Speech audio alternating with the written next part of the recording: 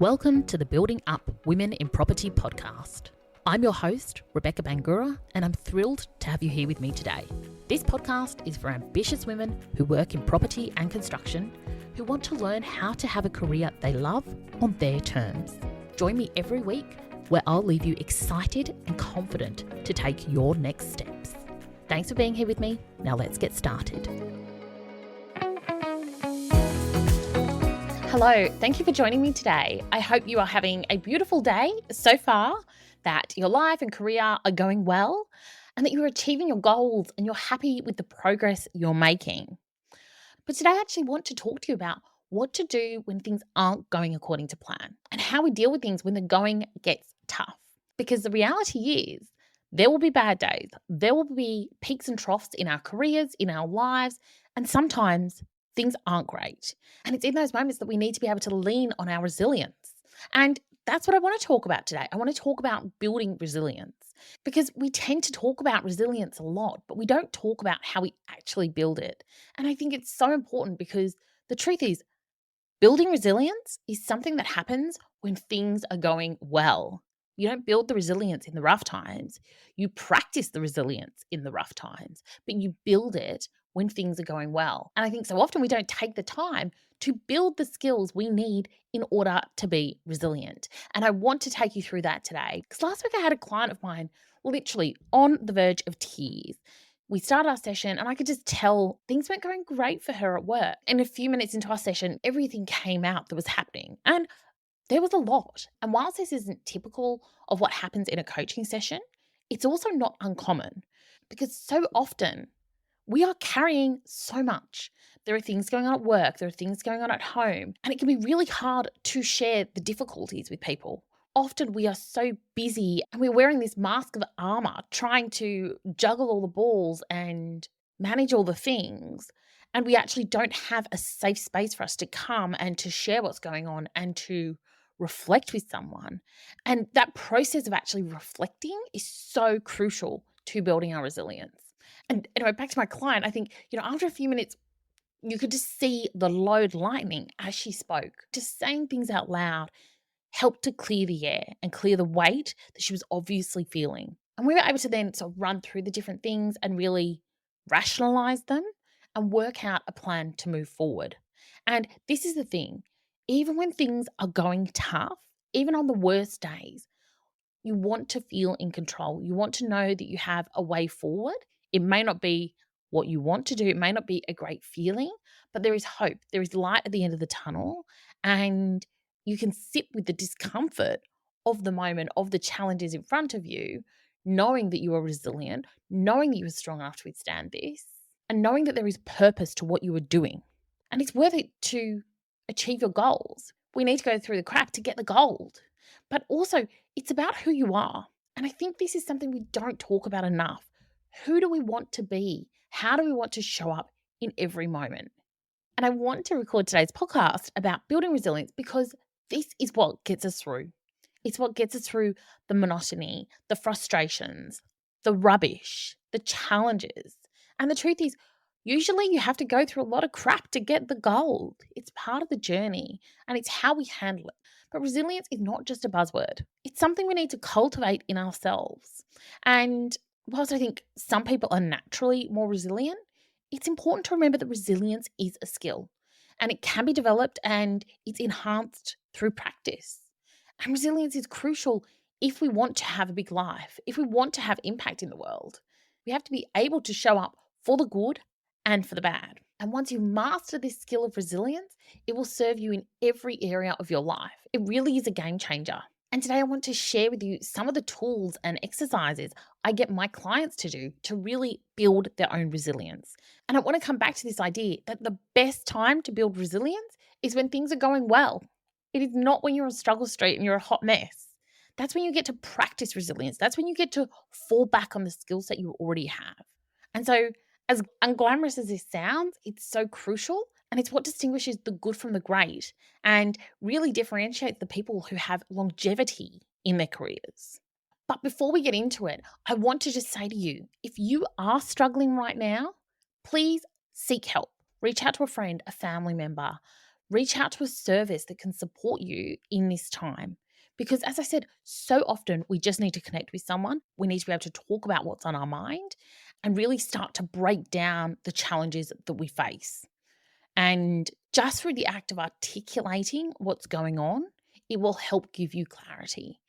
And there is no shame in doing this. None of us can do this thing called life and careers on our own. No one is an island. And I really just want to, again, reiterate, if you are struggling, get support, whether it's your employee assistance program or calling a helpline or reaching out to someone in your life, do it. Have that conversation. You will feel better.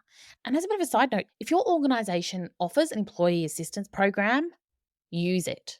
These programs are confidential and this is a service to you. Think of this as one of the perks of the package. And so access that counseling, access that expert advice, seek that guidance because it is there for you and these are professionals. So please use it.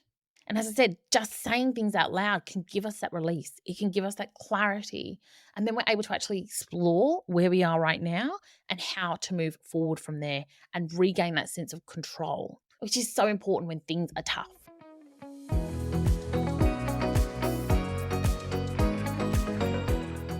I hope you've been enjoying the episode. I wanted to take a moment to let you know about my free Career Confidence Masterclass. This is for ambitious career-orientated women who are ready to stop playing small and to confidently create a career you love. Head over to my website, beautifuldisruptions.com, for more info. Now let's get back to the episode. Okay, so back to my list. And I think the first thing on here is about getting connected. So following on from this idea of getting the support through EAP or your friends or whatever's going on, right? What you want to be doing is thinking strategically about who the people are in your life that offer you the support you need in order to develop, in order to grow, and in order to weather the storms. So think about this as, I refer to it as your personal advisory board. And that's just really a mixture of people who have different skill sets, who challenge you to think in different ways, who offer you different insights and perspective. And investing the time in really thinking this through and the time to cultivate these relationships will serve you so well. But again, it's something that you need to do when things are going well. So take the time to think about who are the people around you. What is your support network for your career, for your personal life? And some might overlap, but others won't. And really get intentional about this. And I'll actually pop in the show notes for you a link to a worksheet that you can run through to really articulate who the people are that you need in your support network and to get really strategic about that. Okay, number 2 is thinking about who you want to be. So this isn't about how you want to respond in the moment. It's about who you want to be in every interaction in your life. What do you stand for? What are your values? What do you want people to think about you? How do you want to think about yourself? Because when we're clear on that, when we're clear on our purpose and what drives us, we can lean into that future self and we can take actions from that place. Now, this is more than just having a positive outlook or practicing gratitude, though both of those things are certainly important. But it's actually about aligning your feelings and your thoughts to that person that you aspire to be. It's about stepping out from where you are right now and using those projected emotions to move you forward and to give you the clarity and the resilience to show up in this difficult time. It's almost like looking forward and imagining that version of you that you put on a pedestal, when you've got it all figured out and life is great and you have the dream job and everything falls into place. What is that version of you thinking? What does that version of you do? How does she respond in these moments? And lean into that version of your future self to guide you in your present moment. Okay, number 3 is learn from experience. Now, this is about having this growth mindset, about being willing to keep improving. And I'm always on about this, but it's because it's so important. We need to have enough self-reflection and grace with ourselves to get better at things. And I always come back to these 3 questions. What worked? What didn't? And what would I do differently? And I think when you start to use those questions and apply it to every interaction, every circumstance, every day you have, you build so much awareness, so much information. You cultivate your problem-solving skills and improve your adaptability by actually asking these questions and taking the time to do this on a consistent and regular basis. you were able to turn things around much quicker, and you were able to see each moment as a moment in time rather than an all-consuming feeling that drowns you or suffocates you, right? Because we want to remember that the tough stuff happens. It is part of the course. And if you never go through any periods that really require you to show up, even when they're hard, then you are never going to be an outstanding leader. Leadership requires that resilience. So, whilst I don't expect you to be grateful for things being tough, I do want you to just acknowledge that it's what it is, but it doesn't need to be all consuming for you. And you can acknowledge it just as part of your growth and as part of your journey if you're willing to actually take the time and really learn from your experiences. Now, the next one is to practice self-care. Now, I don't go into self-care too much, right? Like everyone does their own thing there, but do what you need to do, whether it's exercising, whether it's meditation, whatever the thing is. But the key to self-care is to be compassionate with yourself, to carve out moments where you focus on you, no matter how short that is, whether it's walking to the coffee shop just to get some fresh air and alone time. It can be so simple, but the key is to be compassionate to yourself and to give yourself the time and space. And quite frankly, don't be a jerk to yourself. If you are talking negatively to yourself, if you are caught up in self-hatred and drama and frustration at yourself, you are just going to spiral downwards. So allow yourself to get things wrong. Allow yourself to feel the feels and move forward. And this kind of ties to the next one, which is really around developing your emotional intelligence. This is not something we're really taught at school, but emotional intelligence is key. It's key to having successful relationships. It's key to navigating challenges, but it's key to understanding yourself and being able to get the most out of who you are and achieving what you want to achieve. So as I said, it's about that self-awareness, but it's also about learning to really regulate your emotions and respond in an emotionally mature way. And in doing this, you will be able to connect with others. When you can first master this for yourself, you will then be able to apply this skill to other people. And this is key for good managers and good leaders. It is really an essential skill. And unfortunately, it's one that not enough people have. So think about how can you really develop your own emotional intelligence and put that into practice. And the final point is I want you to take responsibility for yourself. And this is more than just caring for yourself and making sure you're well. This is about taking ownership of your situation and knowing that you need to look after you. That is your responsibility. It's no one else's. The sooner we can take ownership of that, the more empowering it is for us. It allows us to change the narrative and it puts us firmly back in the driver's seat of our career, of our lives. And that's where we all want to be. We want to be controlling our destiny, not at the mercy of others. So take responsibility for your situation, take responsibility for yourself, and think about what you need to do to move forward. And these can be tiny steps, but the point is you are thinking about this every day. You're developing this as your skill. You are seeing yourself as the controller of your life. And that will make such a difference to what you achieve and also how you feel when you achieve it.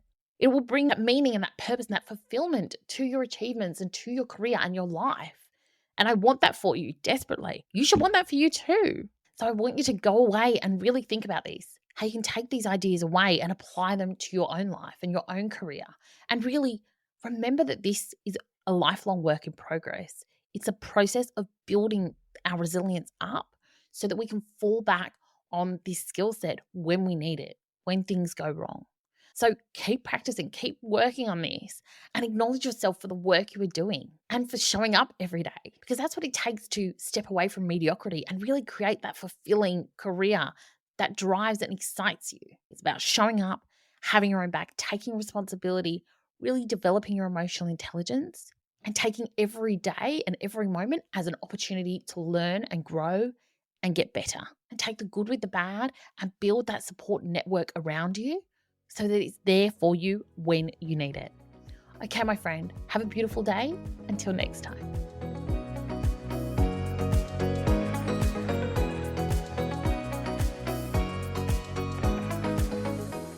Thanks for joining me on the Building Up Women in Property podcast. If you're listening on Apple Podcast or Spotify, I'd love for you to take a moment and review the show if you found it helpful, or share it with a few friends. Thanks again, have a beautiful day, and I'll see you next time.